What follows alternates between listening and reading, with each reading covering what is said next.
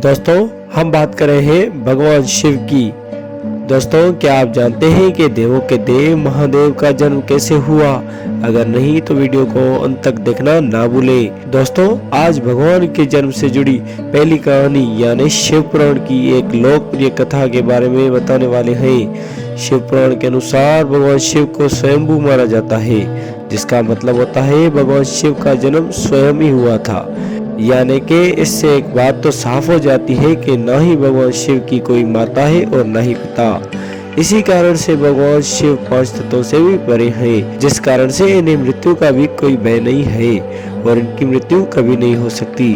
अब बात करते हैं विष्णु पुराण में बताई हुई एक और कहानी के बारे में। विष्णु पुराण में बताया गया है कि भगवान विष्णु के माथे से निकलने वाले तेज के कारण भगवान शिव की उत्पत्ति हुई थी और उनकी नाभि से निकलते हुए तेज से कमल पर विराजमान ब्रह्मा जी का जन्म हुआ था।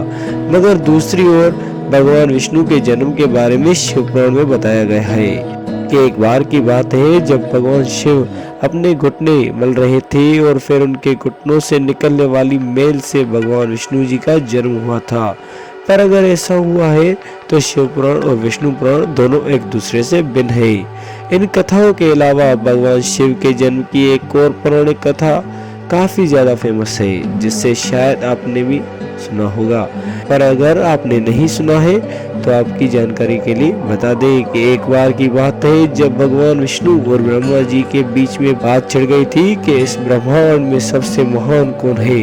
जब भगवान विष्णु और ब्रह्मा इस बात को लेकर बहस कर रहे थे तो एक जलते हुए खंबे के रूप में महादेव उनके बीच आए थे। दोस्तों दोनों इस रहस्य को नहीं समझ पाए और तभी अचानक एक आवाज आई और कहा, जो भी इस खंबे के अंत को ढूंढेगा वो महान माना जाएगा। ऐसा सुनते ही ब्रह्मा जी खंबे के ऊपरी भाग में गए और विष्णु जी निचले भाग की तरफ। बहुत देर तक खोजने के बाद भी दोनों में से किसी को भी खंबे का अंत नहीं मिला और दोनों हार मानकर वापस आ गए। जिसके बाद भगवान शिव अपने असली रूप में आए और फिर भगवान विष्णु और ब्रह्मा जी ने यह मान लिया कि महादेव ही सबसे महान और शक्तिशाली है। इनसे बड़ी शक्ति इस दुनिया में कोई नहीं है। इसके साथ ही बताया गया खंबा इस बात को दर्शाता है कि भगवान शिव न ही जन्मे थे और न ही उनका अंत है। और एक कारण तो यही है कि भगवान शिव को स्वयंभू माना जाता है, यानी भगवान शिव का अंत है ही नहीं, वह अमर है। दोस्तों अब हम बात करते हैं भगवान शिव से जुड़े एक ऐसे विषय के बारे में जो सबसे ज्यादा प्रसिद्ध है कि क्या भगवान ब्रह्मा भगवान शिव के पिता है। जी हाँ, इनकी यही कहानी लोगों के बीच काफी प्रसिद्ध है और इस कहानी का वर्णन भागवत पुराण में भी है। तो आपको बता दें कि आखिर किस प्रकार भगवान शिव ने ब्रह्मपुत्र के रूप में जन्म लिया था। भागवत पुराण के अनुसार जब आकाश पृथ्वी और पाताल जल मग्न थे तब भगवान विष्णु के अलावा समग्र संसार में कोई देव या प्राणी नहीं था। तब केवल भगवान विष्णु ही जल के ऊपर शेषनाग पर लेटे हुए दिख रहे थे। जिसके बाद उनकी नाभि से ब्रह्मा जी प्रकट हुए और जब भगवान विष्णु और ब्रह्मा इस संसार से संबंधित बातें कर रहे थे तब भगवान शिव प्रकट हुए। जिसके बाद ब्रह्मा ने उन्हें पहचानने से इनकार कर दिया। इस कारण से भगवान शिव रूठ गए और उनके रूठ जाने के कारण भगवान विष्णु ने उन्हें दिव्य दृष्टि प्रदान की।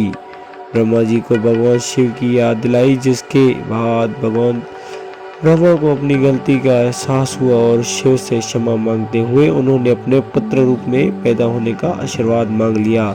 जिस कारण से भगवान शिव ने भगवान ब्रह्मा की प्रार्थना को स्वीकार करते हुए उन्हें यह आशीर्वाद दे दिया।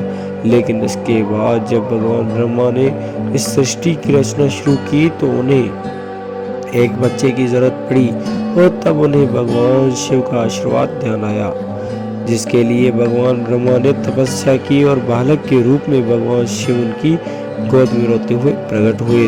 दोस्तों आपको ये बता दें कि भगवान शिव का यह एक मात्र ही बालक रूप है। जब भगवान ब्रह्मा ने उनके रोने का कारण पूछा तो उन्होंने बताया कि उनका कोई नाम नहीं है। तब भगवान ब्रह्मा ने शिव का नाम रुद्र रख दिया, जिसका मतलब रोने वाला। पर इसके बावजूद भी भगवान शिव चुप नहीं हुए। तब ब्रह्मा ने शिव को दूसरा नाम दिया पर शिव को वो भी पसंद नहीं आया।